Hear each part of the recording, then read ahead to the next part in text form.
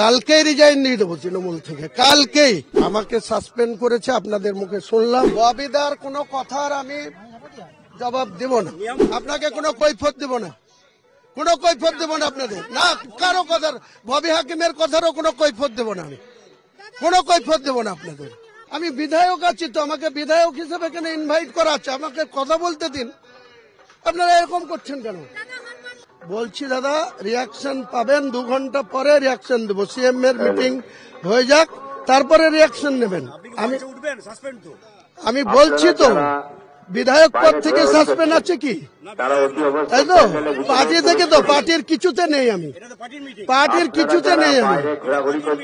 পার্টির মিটিং ছিল, পার্টির নেতাকে জিজ্ঞেস করি, যে ইনভাইট করেছে তাকে জিজ্ঞেস করতে দিন। আমাকে ইনভাইট করেছে অপূর্ব সরকার, সাংগঠনিক জেলা সভাপতি, তাকে জিজ্ঞেস করি, সে যদি থাকতে বলে থাকবো, সে যদি বলে থাকতে হবে না, আমি চলে যাবো। ববিদার কোনো কথার আমি জবাব দেব না, যার সঙ্গে মিট করুক, উনি, আমার কিছু বলার নেই। আমাকে সাসপেন্ড করেছে, আপনাদের মুখে শুনলাম। এর আগেও 2015 সালের 25শে ফেব্রুয়ারি একইভাবে তৎকালীন মহাসচিব পার্থ চট্টোপাধ্যায় বিনা নোটিশে আমাকে 6 বছরের জন্য সাসপেন্ড করেছিল। কালকেই রিজাইন দিয়ে দেবো তৃণমূল থেকে, কালকেই। এবং 22 তারিখে মুর্শিদাবাদে নিজের দলের ওপেনিং করবো, ঠিক আছে।